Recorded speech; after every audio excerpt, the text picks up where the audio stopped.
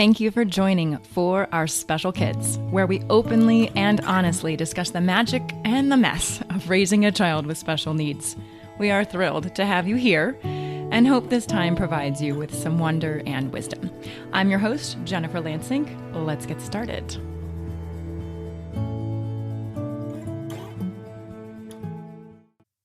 Hello, everyone, and thank you so much for joining me again this week. So, I did something I haven't done since starting this podcast over a year ago, and that is that I missed an episode. So this is what happened. Teal, Alex, and I got on a 5:30 a.m. flight to Denver last week. It was the day after school ended and summer had began, and needless to tell you, 5:30 editing is not so great. So I waited until our next plane into Missoula, Montana, and I got about 50% of the editing done, and we landed. And then I started the most amazing, exhausting vacation of my life with Teal, Alex, her papa, whom we hadn't seen in well over a year, and Grandma Jan. And guess what? Nobody freaked out. And most of all, I didn't. So instead of freaking out and trying to skip activities with my family or miss a meal, I realized it was just going to have to be okay. It is okay to not meet deadlines. It's okay to not meet the expectations you've set. No one yelled at me. No one emailed me with disappointment. Frankly, I don't think anyone cared. It was what it was, and it was our reality for the week. I chose our family. I chose to have an amazing time and make memories that I will never forget. And I am choosing to tell a story about how incredible the week was instead of how much I missed my deadline for the podcast. I had an experience of just utter amazement, and I will have an episode on this ranch because it was incredible. We got to see Teal on horseback. Everyone in the entire ranch accepted her and all her magic. She was like the social director. We got to see her play with kids from all over the country. And you know what? All of those parts, those are parts to the story that I want to tell. And that really leads me into our episode today with Tyler Lapkin. He joins us from Tahoe City, California. He is the son of Deborah Lapkin, whose episode aired on February 12th, and the brother to Haley, whose episode aired on March 12th. We are bringing it full circle today with Tyler's perspective.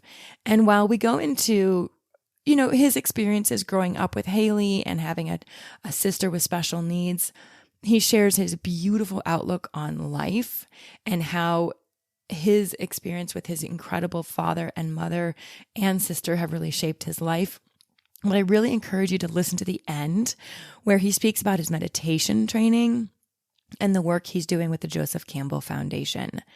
So I just know you're going to enjoy this episode. Before I let you go, if you would subscribe to our podcast, send us a review, or share it with a friend, I would greatly appreciate it. As always, I hope you enjoy and let me know what you think.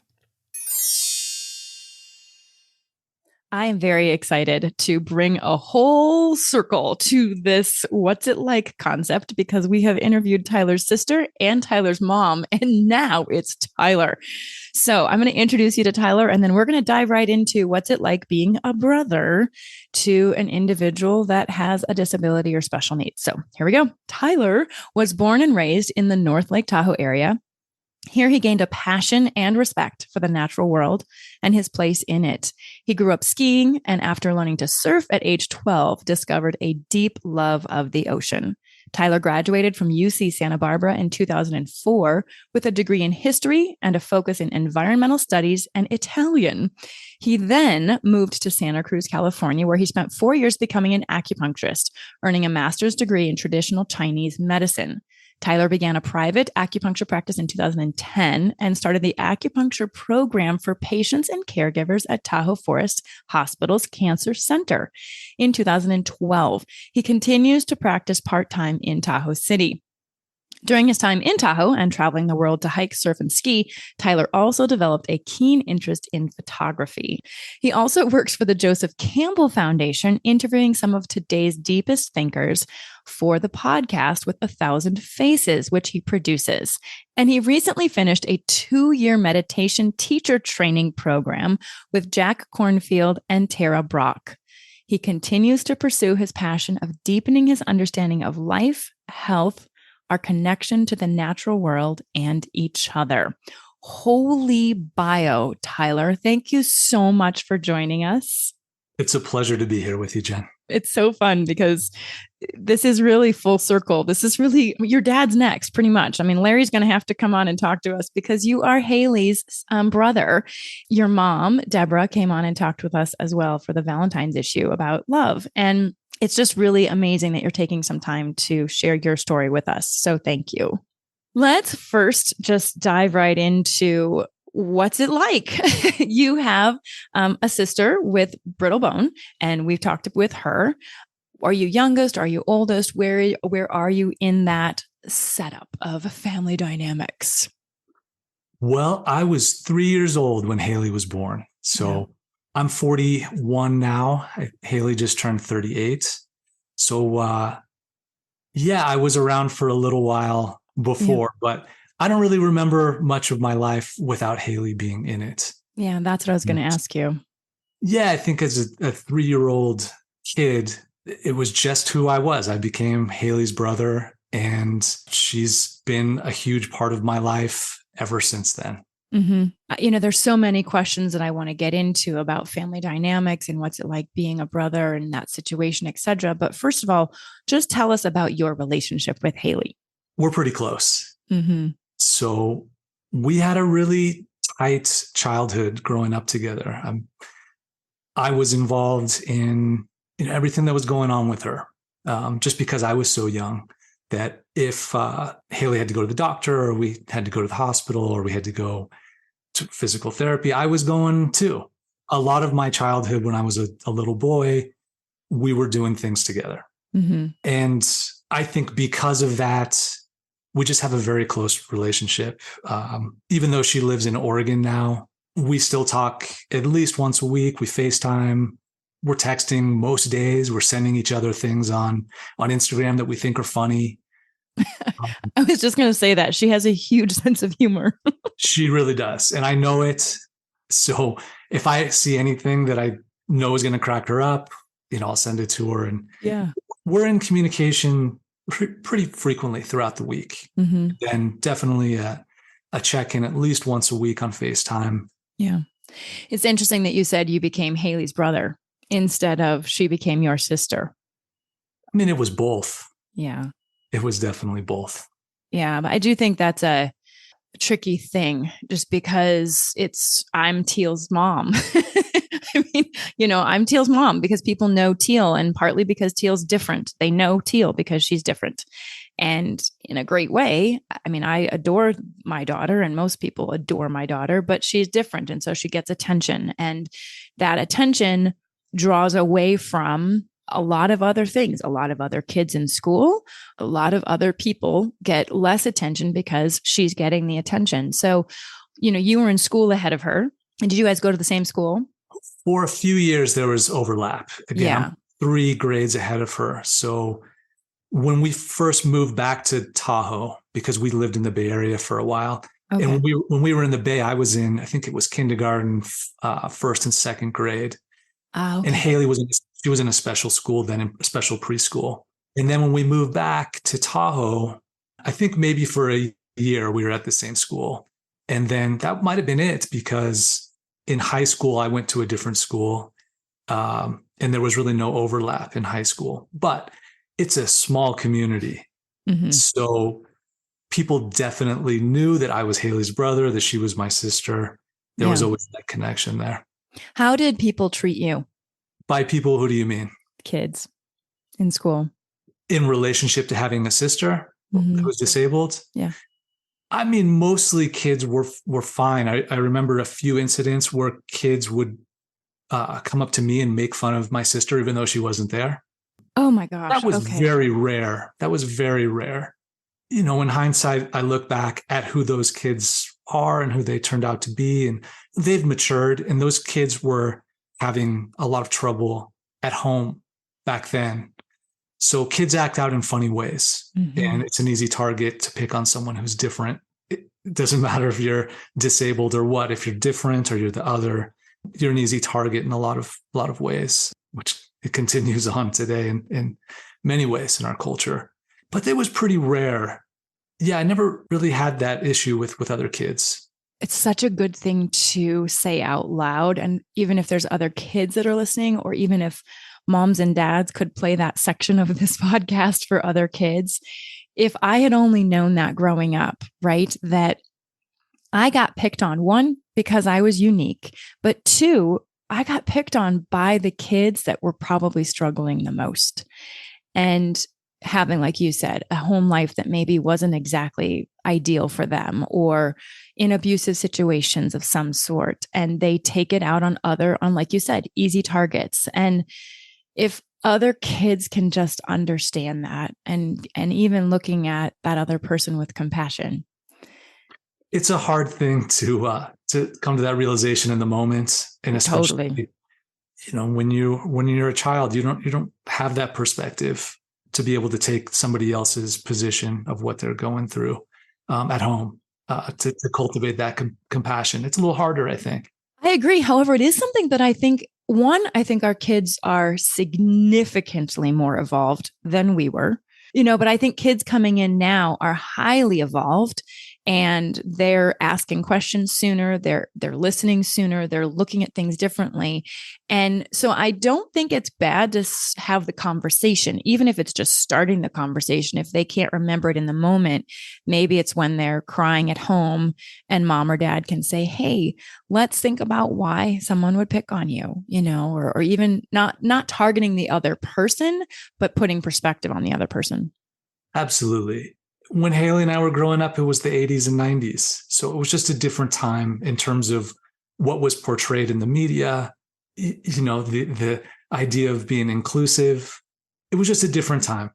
So like you said, I think now there is more openness about things just out there more. I was at Target the other day, and I remember seeing a photo of a woman in shorts, and she was modeling the shorts, and she only had one leg, and it was awesome. I was like, yes, finally, we're actually showing reality and not perfect stick thin people. But so did you guys have a community that you felt a part of as you were growing up, or was it very isolating? Well, just in terms of our friend community and my parents' friends, we definitely had that.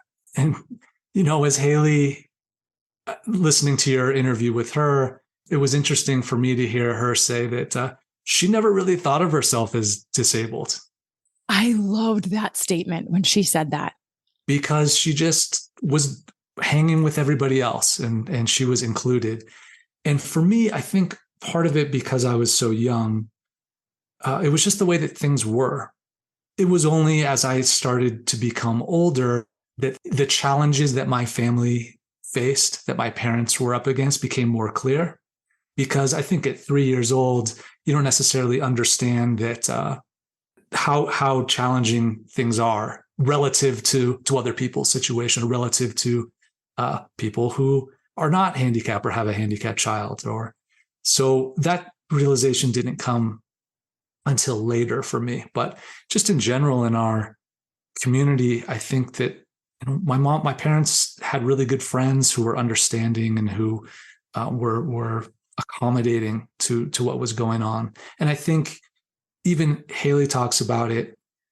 Her friends who were younger, especially when up until she was in middle school and high school, they just saw Haley as a friend, and they played with her as Haley could play. It was only when she got a little bit older and these other interests start happening, whether it's boys or activities, that Haley really started to be not excluded, but she just couldn't participate in the same way.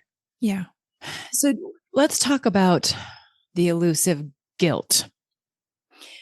So you at that point were doing sports and, describe to me what your weeks looked like. And then were you, being 3 years older at that time, were you able to start realizing I'm experiencing things that my sister can't? And what were the emotions attached to that? Well, let me start off by saying that, my mother's Italian. I was raised Catholic. My dad's Jewish. There's guilt that's in the blood on both sides. Yes. So that's something that I've had to, God bless both of them. They are great people. Yeah, but it's just something passed down in the culture, I think, for everybody. But whatever, Italian guilt, Jewish guilt, it's a real thing that's unspoken. But to answer your question seriously, growing up in a situation like this, you gain a lot of perspective. What it means to be, I think, to be a human being, really, to have that contrast to what I was able to do. I would be going skiing with my dad and playing outside, and Haley would be inside and doing what she does. And, my mom used to watch videos with her, and they would do their best to bring her out into the world and to take her shopping, take her later on to concerts and all these different things. But just in terms of like the physicality of it and the ease with which my life could function, and the difficulty that everything that she did, she needed help with. Yeah, I mean, over time, that helped me to cultivate a lot of compassion, both for her, for my parents, for what they had to do every day just to, get her fed and clean and go to the bathroom. It's devotion. It's a lot of work. So I think at an early age, I sort of had this understanding also that, Haley, again, she's this really bright light, and it didn't necessarily matter what she could do physically. There was something inside of her that we all have that, we were really the same. It was just that I was able to do things that she wasn't able to do, and that my life was a lot easier than hers. So I don't know. It's not necessarily guilt. I mean, to be perfectly honest, I mean, there's like a sadness there, maybe a little bit of guilt, but like a sadness, but just like an understanding and appreciation. And then also, wanting to make someone who I love, wanting to make their life as good as it can be, to have them have beautiful experiences and love. And my parents were the best models of that. Yeah. So I was able to grow up seeing that, which I think has given me a lot of perspective. A lot of perspective. I don't know if that answers your question or not. It's perfect. As you're talking, there's so many questions going through my head, but the biggest thing that I want everyone to understand or hear is every time I see you in Tahoe City or at your parents' house or just walking, you exude deep, deep compassion and empathy for the entire world around you.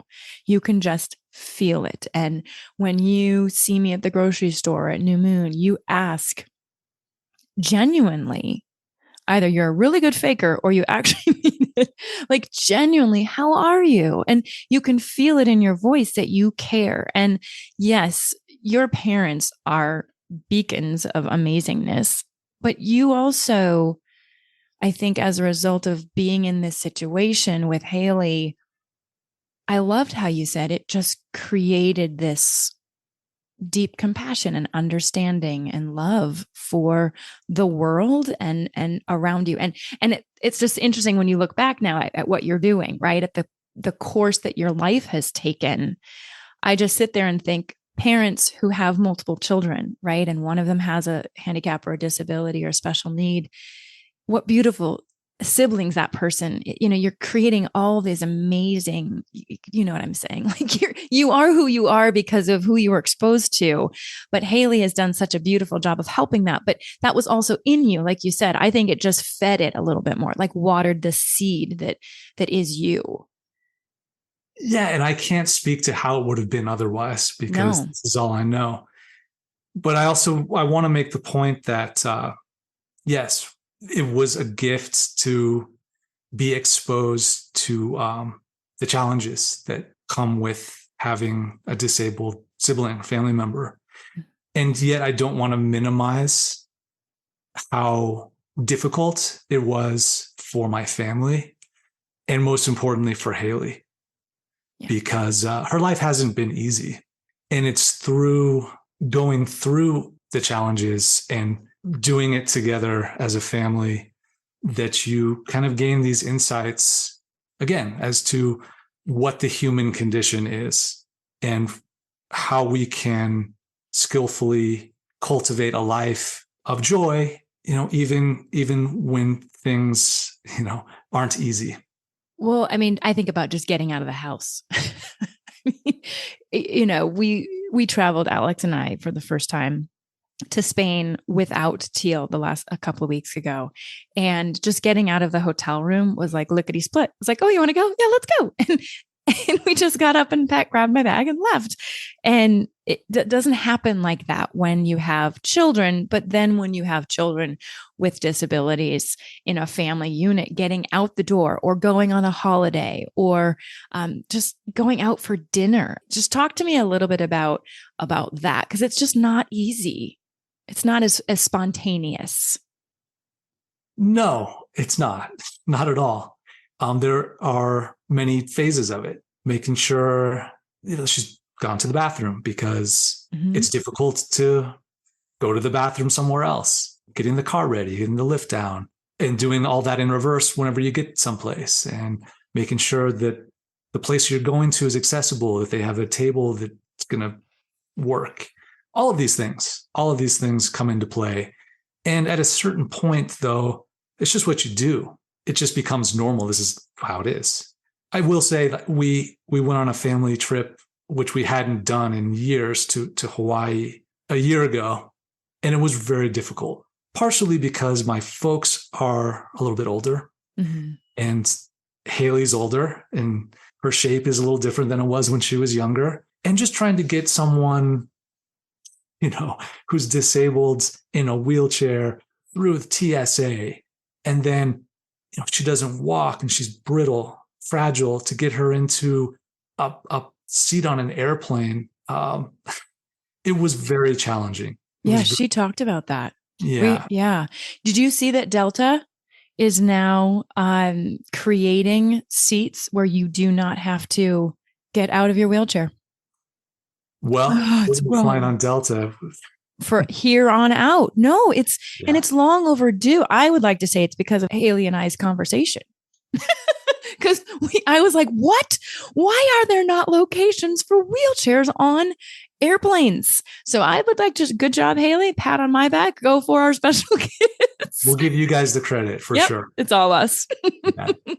Yeah, but she talked about how difficult that was. And then getting into a restroom. And I mean, it's one thing to be in a wheelchair. It's another thing to have brittle bone issues and moving around. So that's like compounded. Absolutely. Yeah. It's just the extra care and caution that you have to take to move her any place. Yeah. How do you think as a child you had to learn gentleness? How did that work? Because I got to say, as a probably rambunctious 3-year-old boy, there were some parameters that you had to live with. Maybe you don't remember when you were 3, but maybe 5, 6, 7. I mean, it just became super clear. Yeah. Hey, she breaks her bones and it causes her pain. And so you can't do certain things around her. I mean, I look at her, this is a different example, but her dog, Adam's 14 years old and she got him as a puppy.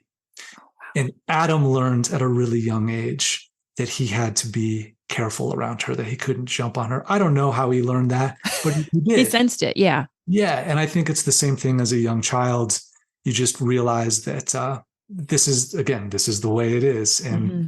I mean, I broke Haley's bones a few times Yeah. growing up. I mean, we all did. Just stupid things, a bump, a pull on her finger the wrong way. And just, the pain that you could see in her, and I'm not going to say it caused me more pain, but how awful I felt, Yeah. to cause someone you love pain like that, even if it's an accident. Mm-hmm. So, yeah, you learn pretty quick that Yeah. we need to be gentle and careful and make sure that she's, out of harm's way. Yeah. Our cats would like Teal to learn that skill. Because she's like, hi, cat. And like, we need to teach Teal some gentleness. Maybe I need to get Haley and Teal together for some gentleness training. Goodness me. Oy, oy, oy. What do other siblings need to hear? So let's say right now there's a 5-year-old, a 7-year-old, and a 9-year-old in the house. And the 7-year-old is challenged, has some special issues, extra special needs, I like to call them. What do you think parents can tell those kids? It's a big question. Man, yeah, I don't know. It's a little bit abstract because every family situation is a little bit different and every kid's different. Yeah. So again, I can only speak from my experience. I learned by example. I learned from my parents how they went about doing things. My mother is a very strong woman. Like you talked about in her episode, she is an advocate for my sister. And she, especially when she was going through school. And I saw that, I mirrored that.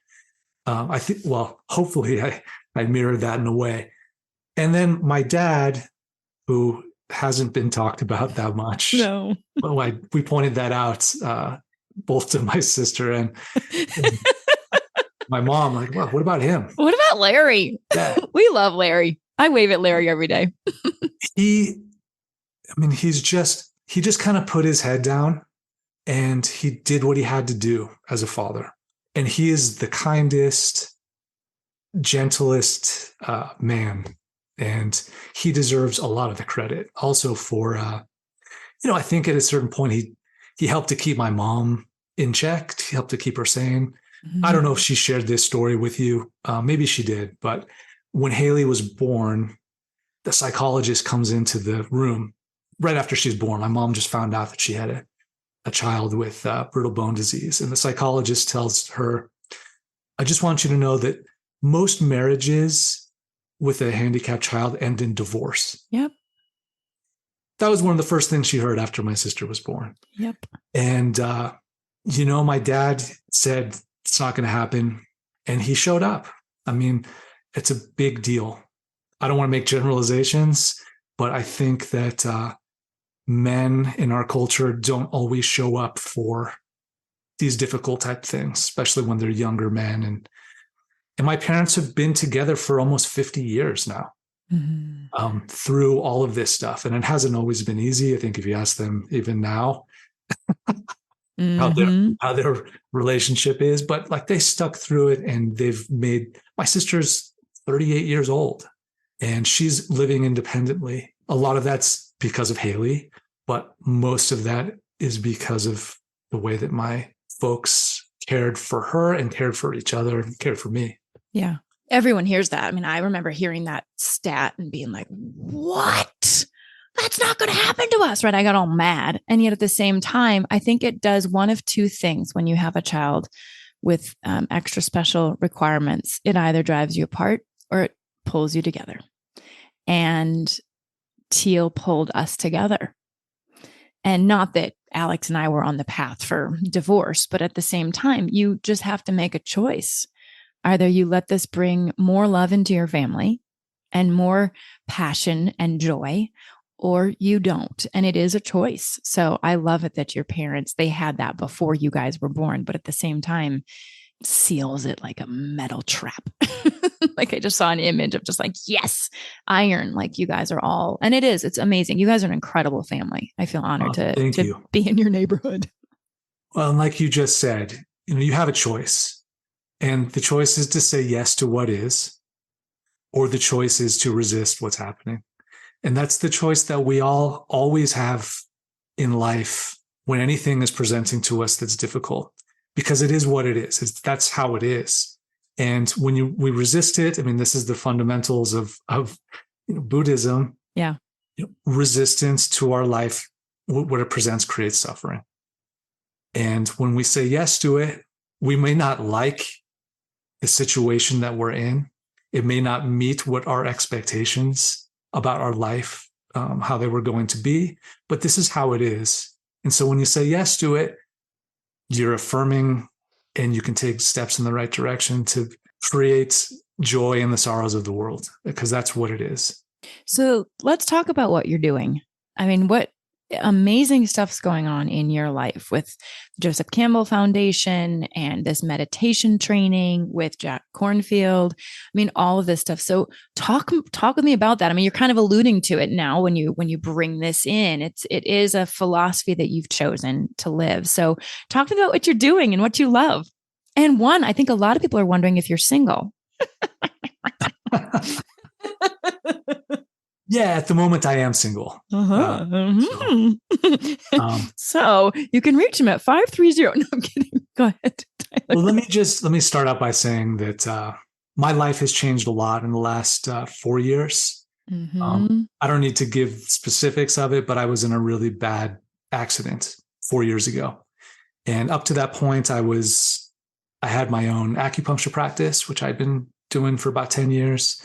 And then kind of all got taken away as I was recovering and getting strong again. So I had this opportunity through difficulty to reassess. I realized how quick life could be taken away from me, from all of us. Well, and not to give too much information, but you easily could have lost your life. So, I mean, we don't need to get into the details, but that's a very real thing for you. So absolutely. And just to tie this back to my sister. So after this thing happened, I'd broken bones on every limb, and I'm literally sleeping in my sister's bed, in her room, using her bathroom, being taken care of, all my needs by my parents. Yeah. And it was a really profound thing for me, because I think I always understood in some way, like psychologically, what my sister's life was like. But now I was like not in her life, but I was totally dependent on everyone else for all of my needs. And you had a bunch of broken bones. I mean, I had a bunch of broken bones. What is going on? Whoa, full circle.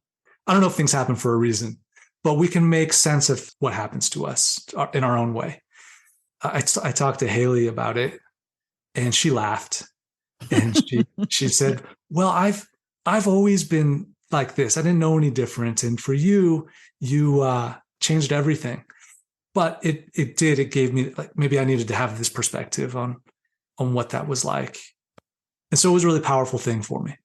And during that time when I was recovering, I had this opportunity to reflect on what I really wanted to do, what was important. And so I'd been meditating for a long time. And I think meditating was one of the things that really helped me to get through everything that I had to go through in a more skillful way. At least gave me some tools and some space to be able to deal with everything that was going on. And this program came up with some of the teachers who I loved the most, Jack Kornfield and Tara Brach. And so I, on the spot, signed up to do this meditation teacher training.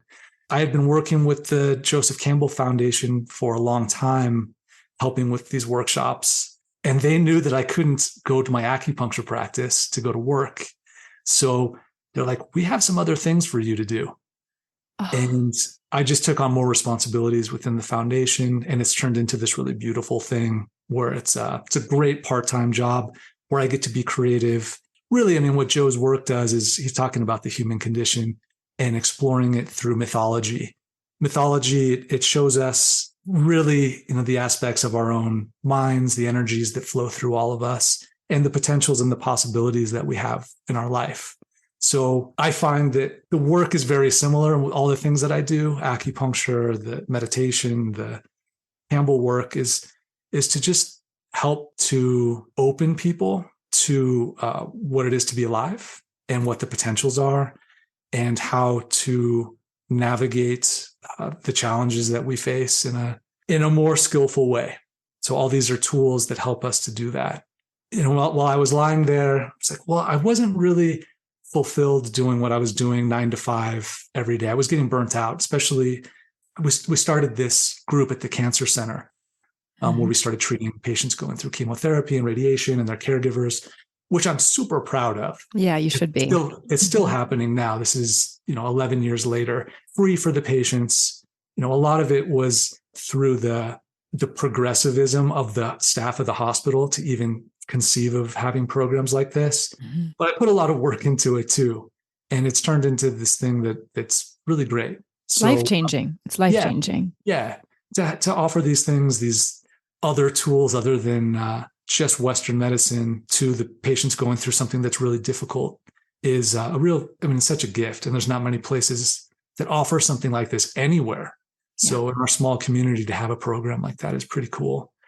I was having long days and it was taking a toll on me and I was kind of getting burnt out. So, this pause gave me this opportunity to look at things differently. I knew that I was in the right arena with what I was doing, but it's just how do I show up with it in the world in a way that feels good, that's bringing me joy and still being of service in some way. Well, what a good lesson for all of us to remember is don't let a crazy ass car accident cause you to have those thoughts, but realize that you have a choice. Like you said a couple minutes ago, you have a choice. We all have a choice on how we accept and look at things. And one of the biggest choices that I think we all need to make is to find and feel joy, period. Figure it out, whether it's what you're doing for a career or it's what you fill your hobbies with or your downtime with, but find joy. And if it means sitting in the sunshine, rolling on the grass with your child, because that's the only activity that they can do, but it brings you and that child joy, find joy over and over and over. Absolutely. And it's what we do in our workshop with the Campbell Foundation. This is what we do with meditation also.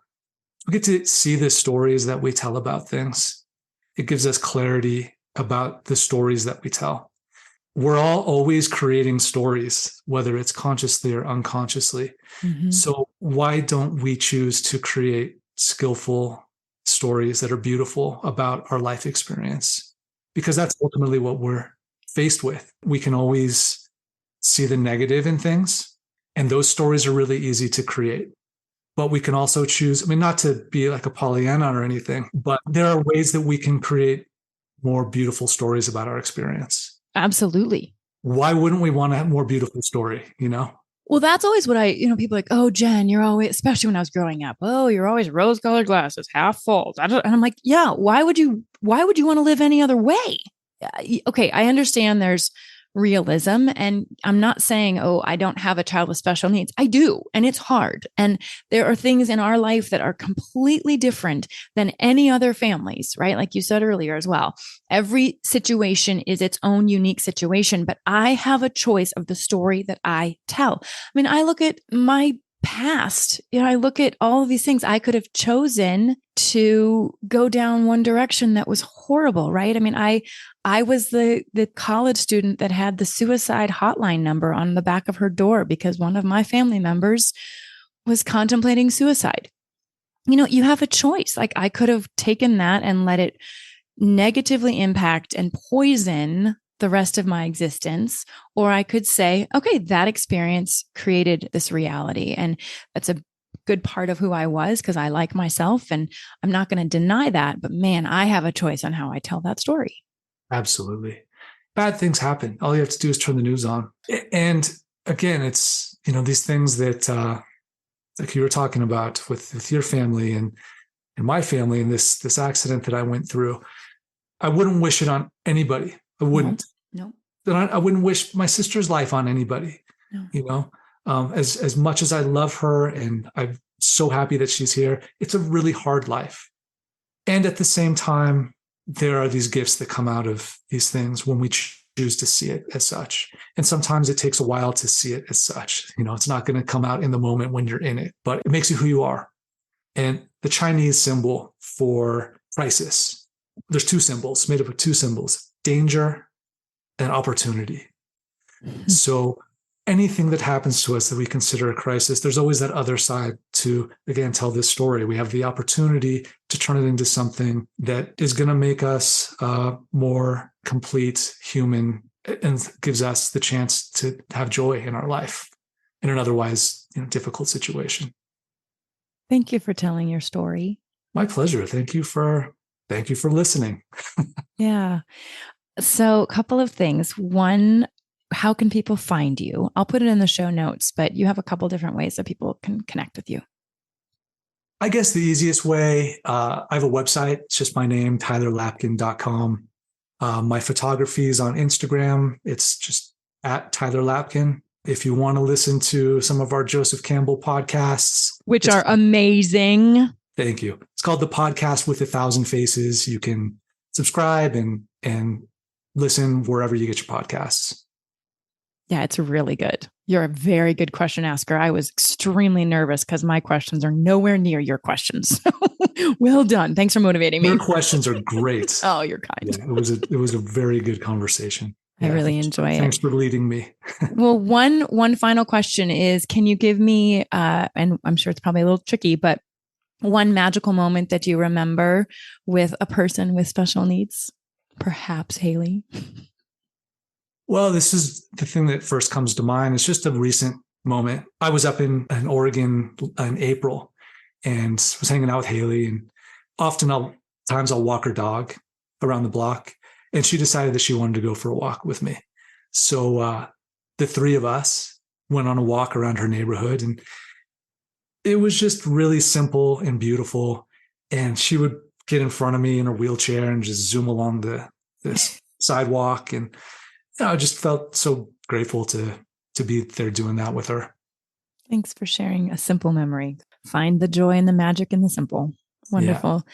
Tyler, thank you so much for giving us some time and honesty and just a lot of joy and love. I can feel it within you every time I'm around you. So thank you for giving me a little dose of Tyler. Well, thanks again for having me, Jen. Thank you so much for joining us today. I hope you found one or two meaningful nuggets of information to make your day better. If you think there's value in what we do, please take a moment to tell another friend, family member, or a caregiver.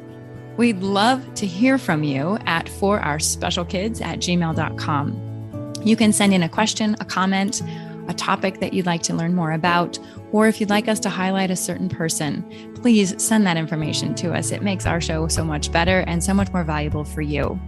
Our Facebook and Instagram handle is For Our Special Kids. And finally, remember to witness the wonder and the wisdom within yourself and others. Until next time.